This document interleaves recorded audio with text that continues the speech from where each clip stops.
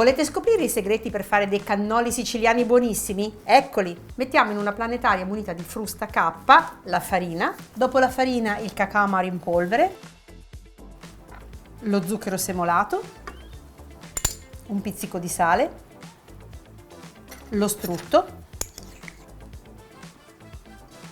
un tuorlo, del marsala, la scorza grattugiata dell'arancia e per una cialda perfetta e anche con le bollicine che deve avere, un goccio di aceto. Ora aziono la macchina e amalgamo tutti gli ingredienti.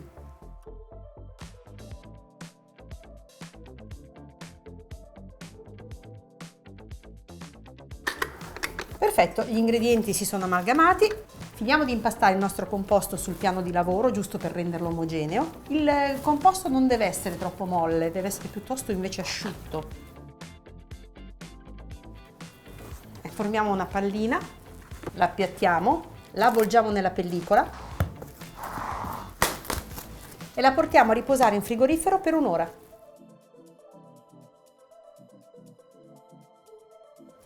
Per il ripieno in questa ciotola ho utilizzato della ricotta di pecora, mi raccomando molto asciutta, se non lo fosse mettetela per una notte intera a scolare dentro ad un colino sospeso in una ciotola.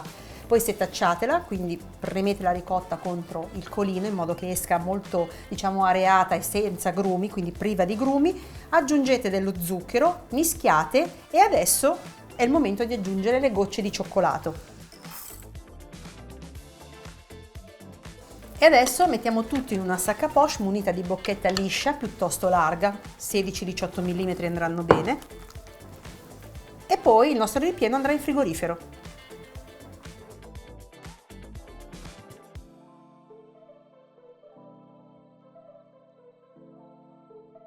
Ed eccoci col nostro impasto bello freddo da frigorifero. Lo tagliamo a metà. L'altro lo lasciamo coperto perché non si asciughi. Appiattiamo questo pezzettino di pasta e lo passiamo tra i rulli di una macchinetta dallo spessore più largo, non fino a quello più sottile, ma diciamo che dovremmo trovare una via di mezzo, ecco, e cominciamo a tirarlo.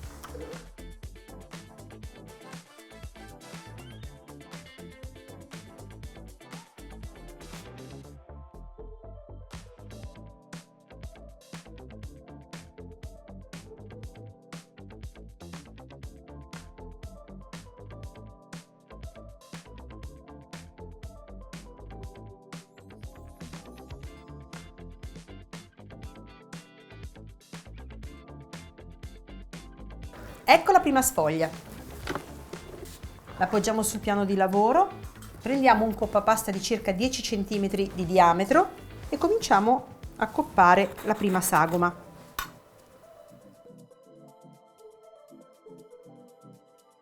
Ecco le nostre prime sagome, naturalmente gli impasti lavoriamoli da subito. Dopodiché dobbiamo fare riposare l'impasto, ricordatevi sempre una mezz'oretta prima di ritirarlo, altrimenti il glutine sarà elastico e si restringerà.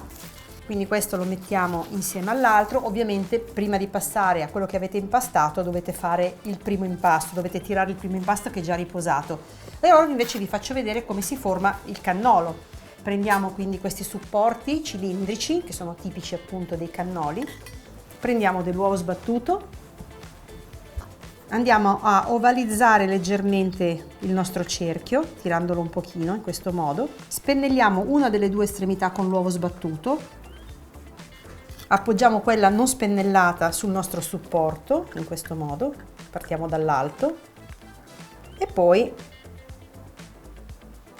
andiamo a chiudere con invece l'estremità spennellata. Ecco qua, abbiamo preparato il primo cannolo da friggere, il primo guscio. E continuiamo così anche con gli altri.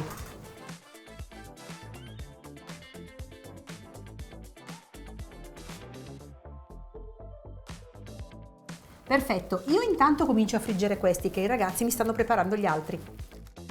Dobbiamo procedere alla frittura. Qui ho messo dell'olio di arachidi a 175 gradi, mi raccomando non fate superare questa soglia altrimenti comincerà a bruciare, e adesso vado a prendere del panno carta perché poi dovrò scolare i miei cannoli fritti, i gusci dei miei cannoli fritti. Immergiamoli.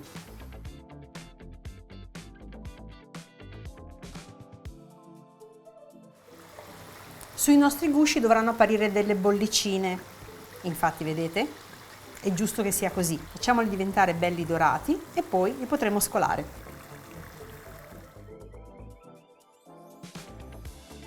Ed ecco che i nostri cannoli sono pronti. Li scoliamo un po' e li mettiamo sul panno carta. In questo caso è meglio utilizzare una pinza come sto facendo io, perché dovete fare colare l'olio anche dallo stampo.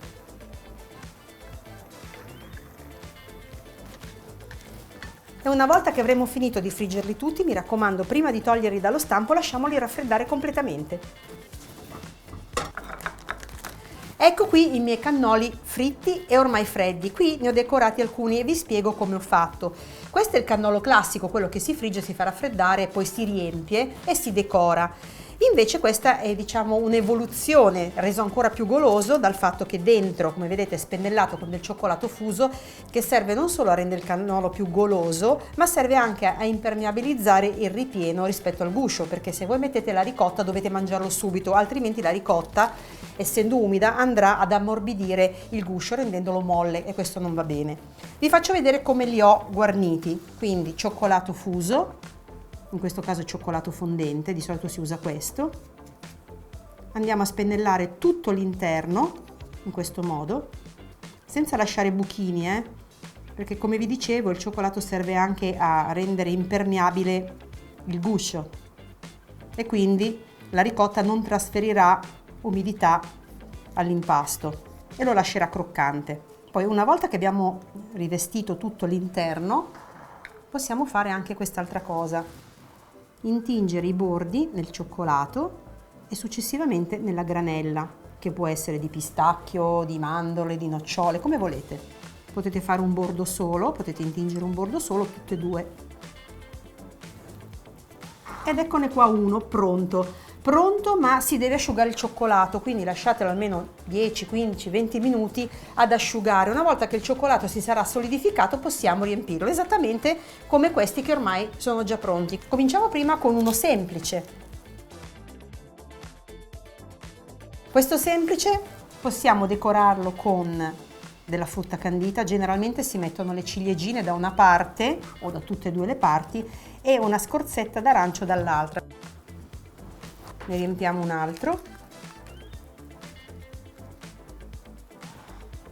intingiamo nelle gocce di cioccolato una parte e dall'altra possiamo metterci, non so, una ciliegina verde per esempio, oppure potete intingere entrambe le parti del cioccolato e quindi potete sbizzarrirvi come volete con le decorazioni a seconda della frutta che avete, sia secca che candita.